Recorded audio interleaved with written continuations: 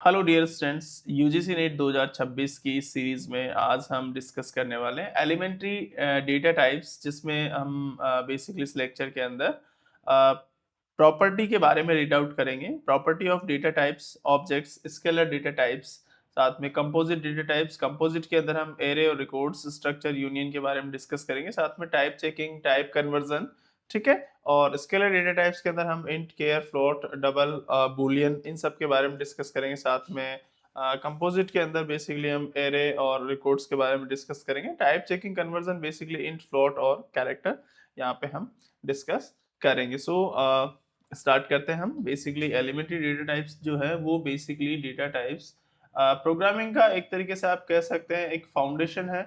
Foundation जो कि define करता है कि आप जो बेसिकली आप किस तरीके का जो डेटा है वो यूज़ कर रहे हैं, ठीक है? उस डेटा को यूज़ करने के साथ-साथ वो वेरिएबल जो है किस तरीके का डेटा स्टोर कर सकता है, ठीक है? साथ में कितना मेमोरी वो बेसिकली एलोकेट करेगा, मेमोरी वहाँ पे डिफाइन रहता है। हर डिफरेंट-डिफरेंट डेटा टाइप्स के साथ ये होता है कि जैसे कि इंट है आपका, ठीक है? इंट आपका 4 बाइट ऑक्यूपाई करता है, तो वो ऑलरेडी डिफाइंड है कि आपका इंटीजर यहाँ पे 4 बाइट ऑक्यूपाई करेगा, 4 बाइट वो मेमोरी यहाँ पे ऑक्यूपाइड करेगा। ठीक है। What operations can be perform, किस तरीके के ऑपरेशंस यहाँ पे आप उस डेटा के हेल्प से आप परफॉर्म कर सकते हैं। ठीक है। इसमें प्रॉपर्टीज में बेसिकली जो डेटा टाइप होता है वो डिफाइन करता है, क्या डिफाइन करता है, टाइप ऑफ वैल्यू, किस तरीके की आप वैल्यू वहां पे ले रहे हैं, वैल्यू किस तरीके की वैल्यू आप वहां पे डिफाइन कर रहे हैं। डेटा टाइप, डेटा जो टाइप है बेसिकली वैल्यू का टाइप डिफाइन करता है, वैल्यू का टाइप को वहां पे डिफाइन करता है, जो कि वेरिएबल होल्ड कर सकता है वहां पर बेसिकली, जो ऑपरेशन आपको अलाउ करेगा बाद में। इसकी प्रॉपर्टीज में बेसिकली टाइप है जो कि बेसिकली नेचर शो करता है, डेटा का किस तरीके का नेचर है, जैसे कि आपका डेटा इंटीजर टाइप है, फ्लोट टाइप है, और कैरेक्टर यहाँ पे टाइप है। वैल्यू जो है बेसिकली वो एक्चुअल डेटा होता है जो कि एक्चुअल डेटा स्टोर करता है। एग्जांपल में बेसिकली a इक्वल्स टू 10। ठीक है। मेमोरी एलोकेशन जो है, memory allocation basically each type use specific memory, जो कि हर एक टाइप का जो डेटा है वो बेसिकली स्पेसिफिक मेमोरी यूज करता है। जस्ट लाइक एज इंटीजर जो है वो आपका यहाँ पे 4 बाइट ऑक्यूपाई करता है, कैरेक्टर आपका यहाँ पे 1 बाइट ऑक्यूपाई करता है। ये कितना मेमोरी एलोकेट करता है, मेमोरी की एलोकेशन दिखा रहा है। जस्ट लाइक ये कुछ ब्लॉकेज है, ठीक है, 4 बाइट ऑक्यूपाई कर रहा है तो वहां पर 4 बाइट ही ऑक्यूपाई करेगा और बाकी रिमेनिंग जो स्पेस है वो एज इट इज रहेगा। ठीक है। सो ऑपरेशंस के अंदर बेसिकली ऑपरेशन हमें अलाउ करवाता है, डिपेंड करता है कि हम किस तरीके के ऑपरेटर्स वहां पे यूज कर रहे हैं।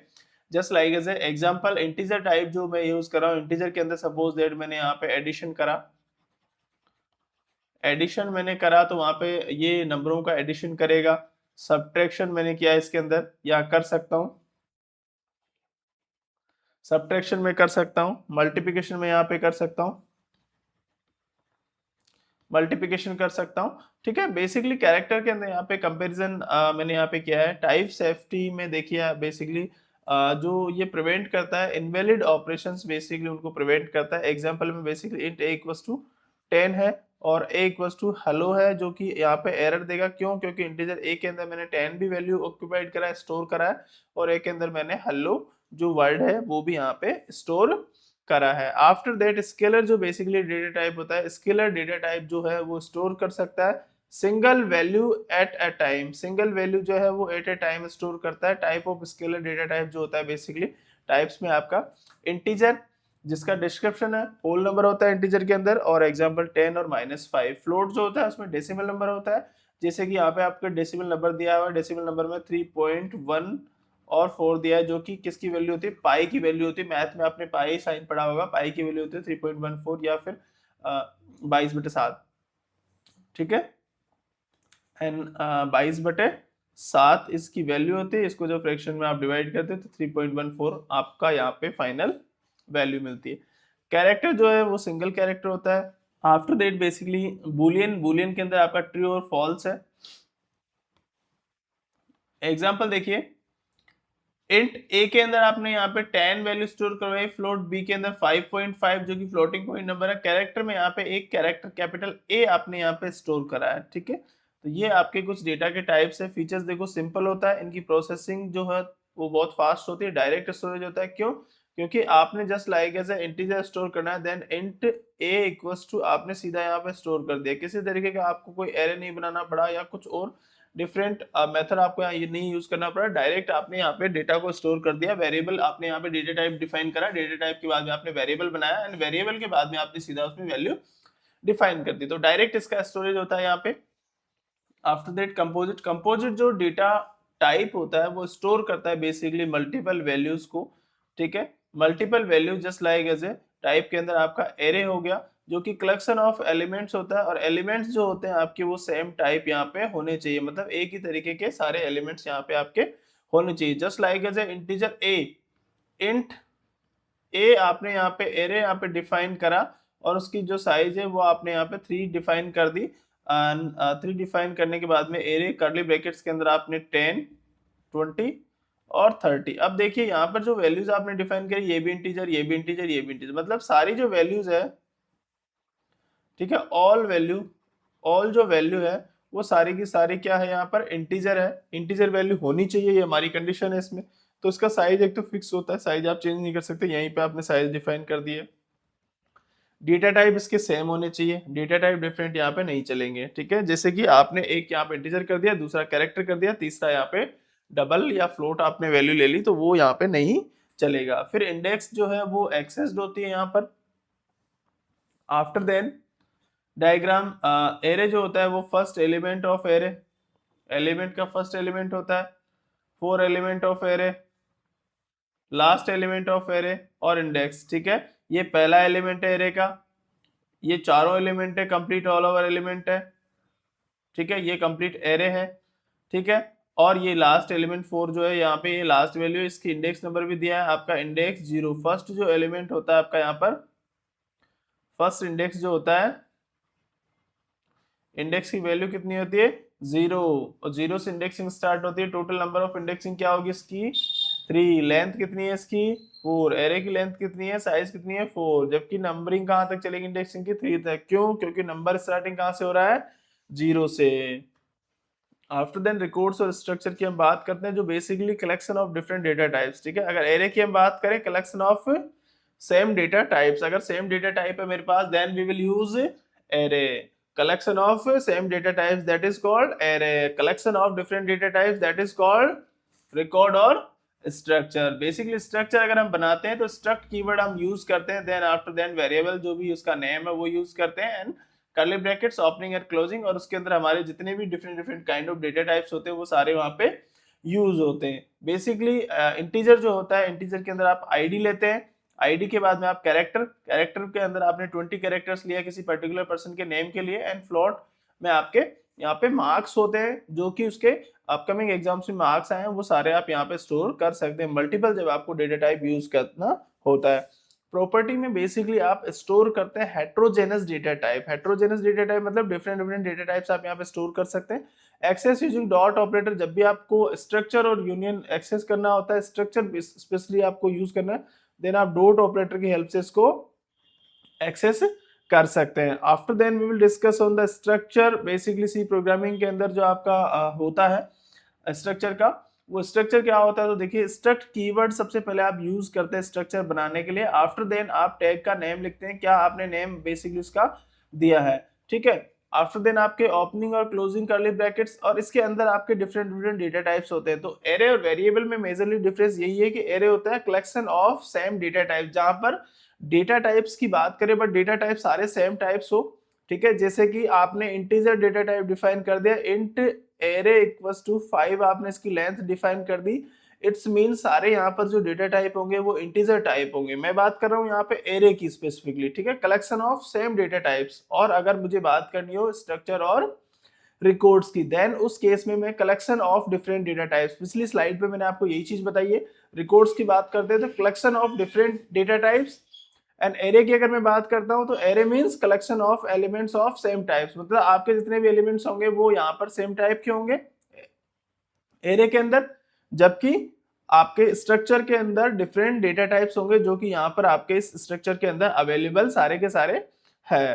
देन टाइप चेकिंग में बेसिकली प्रोसेस होता है ensuring correct data type are used, ठीक है, सही डेटा टाइप आप यूज करें वहां पर, जिससे like as a static type checking में बेसिकली जो होता है वो कंपाइल टाइम चेक होता है, जैसे कि कौन कौन सी लैंग्वेज में होता है, सी और जावा के अंदर जो है वो कंपाइल टाइम चेक होता है। Data and dynamic type checking के अंदर basically done at run time, basically run time जब आप प्रोग्राम को रन करते हैं उस टाइम पे चेक होता है। और ये कौन सी लैंग्वेज में चेक होता है, तो ये पाइथन के अंदर चेक होता है run at dynamic time. Static type की अगर मैं बात करूं स्टैटिक टाइप चेकिंग, तो स्टैटिक टाइप चेकिंग वहां पर कंपाइलर होता है आपका, जहां पे आप प्रोग्राम को सबसे पहले कंपाइल करते हैं और कंपाइलेशन के बाद में आपका प्रोग्राम वहां पे एग्जीक्यूट होता है, जबकि पाइथन के अंदर आपका प्रोग्राम डायरेक्टली रन हो जाता है, ठीक है। एंड इंटीजर जो है बेसिकली यहाँ पर जो वेरिएबल है मैंने यहाँ पर इंट a इक्वल टू 10 रखा है, उसी a के अंदर मैं सेम टाइम एक स्ट्रिंग जो है वो मैं यहाँ पे इंसर्ट करवा रहा हूँ। स्ट्रिंग मैंने यहाँ पे इसका डेटा टाइप के अंदर वैल्यू इनपुट करी है, देन इट्स मीन यहाँ पे ये एरर देगा क्योंकि सेम वेरिएबल के अंदर आप डिफरेंट वैल्यूज नहीं असाइन कर सकते हैं। इसका पर्पज है बेसिकली प्रिवेंट एरर से बचने का और साथ में इम्प्रूव प्रोग्राम रिलायबिलिटी, ठीक है, प्रोग्राम की जो रिलायबिलिटी है इसको इम्प्रूव हम कर सके टाइप चेकिंग की हेल्प से। And after that type conversion आपने पढ़ा ही होगा। टाइप कन्वर्जन बेसिकली आप सी प्रोग्रामिंग में पढ़ा होगा, जहाँ पे आप इम्प्लिसिट और एक्सप्लिसिट डेटा टाइप्स पढ़ते हैं, एक्सप्लिसिट टाइप कास्टिंग पढ़ते हैं, जिसमें एक तो होता है इम्प्लिसिट जो कि कंपाइलर के द्वारा ऑटोमेटिकली डन कर दिया जाता है, जैसे इंट a इक्वल्स टू 10 और उसके बाद में आपने लिखा float b equals to a, मतलब a की वैल्यू जो थी वो a की वैल्यू पहले क्या थी, इंट a इक्वल्स टू क्या करा था आपने, int a equals to 10, it's mean आपने 10 के अंदर सॉरी a के अंदर आपने 10 वैल्यू साइन कर दी। आफ्टर दैट आप उसी वेरिएबल के लिए क्या कर रहे हैं, float b equals to a, मतलब a की जो वैल्यू है उसको आपने b में स्टोर करवा दिया, बट किस फॉर्म में करवाया, फ्लोट फॉर्म में, फ्लोटिंग नंबर में। देन फाइनल जो आपका आउटपुट रहने वाला है वहां पर वो 10.0 यहाँ पे रहने वाला, क्यों, क्योंकि आपने फ्लोटिंग पॉइंट में इस वैल्यू को स्टोर करवा दिया, a की वैल्यू को b में स्टोर करवा दिया, बट b का डेटा टाइप क्या है, वैसे वैल्यू आपकी इंटीजर है बट आपने इसको फ्लोट में स्टोर करवा दिया, तो ये 10.0 फ्लोटिंग पॉइंट नंबर में आपकी यहाँ पे वैल्यू कन्वर्ट हो जाएगी। वहीं एक्सप्लिसिट की बात करते हैं तो एक्सप्लिसिट बेसिकली टाइप कास्टिंग होता है जो कि मैन्युअली डन होता है। जैसे आपका कोई नंबर था फ्लोटिंग पॉइंट नंबर था, जो नंबर था आपका a इक्वल्स टू 5.5, अब आप इसी नंबर को इंटीजर में कन्वर्ट कर रहे हैं, तो integer b equals to int a आपने यहाँ पे रखा,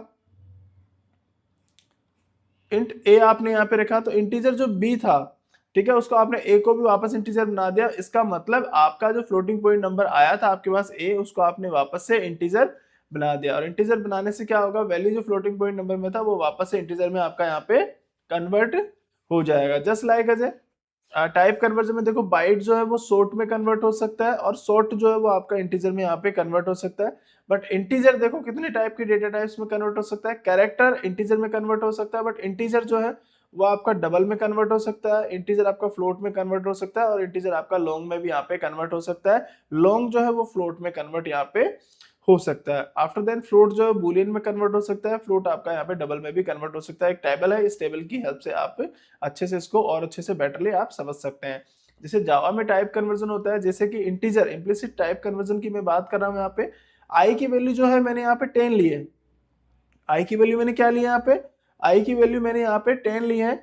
इट्स मीन डबल जो है मेरी यहाँ पे वैल्यू को मैं डबल कर रहा हूँ आगे चल के, क्योंकि इंटीजर थी, इंटीजर को मैंने वापस डबल में कन्वर्ट करा, देन डी को अंदर स्टोर करवा दिया मैंने डबल की वैल्यू, तो 10 की जो वैल्यू है वो बेसिकली आई की वैल्यू 10 थी। अब 10 जैसे मैं इसको डबल करूंगा देन डी की वैल्यू क्या हो जाएगी 10.0, क्यों, क्योंकि मैंने इसको डबल में कन्वर्ट कर दिया, तो ऑटोमेटिक वाइडनिंग हो जाएगी इसकी, ठीक है। एक्सप्लिसिट में बेसिकली मेरे पास डबल वैल्यू थी, उसको मैं वापस से चेंज कर रहा हूँ, डी की वैल्यू डबल थी मतलब 10.0 थी, उसको मैं वापस से अगर चेंज करता हूं then int i equals to int d, तो ये चेंज होगी, इंटीजर में कन्वर्ट कर रहा हूं तो 10.0 जो फ्लोटिंग पॉइंट नंबर था वो वापस से मेरा इंटीजर में कन्वर्ट हो जाएगा, तो इसको बोलते हैं नैरो वाइडिंग, इसको बोलते हैं ऑटोमेटिक वाइडिंग। जो रिस्क ऑफ डेटा लॉस यहाँ पे क्या होता है, ज्यादा होता है, क्यों होता है, क्योंकि आपके पास डेटा डबल में था और डबल को आपने वापस से किस में करा, इंटीजर में, तो कहीं ना कहीं आपके पास नंबर अगर फ्लोटिंग पॉइंट में 10.0 है देन यहाँ पे कोई रिस्क नहीं है, बट 10.5 आपकी वैल्यू थी और इसको आपने वापस से इंटीजर में कन्वर्ट करा, देन ये 5 जो है पॉइंट के बाद वाला जो नंबर है 10.5, ये पॉइंट के बाद वाला जो नंबर है ये रिमूव हो जाएगा, और ये रिमूव होने से आपके पास सिर्फ आपके पास क्या रह जाएगा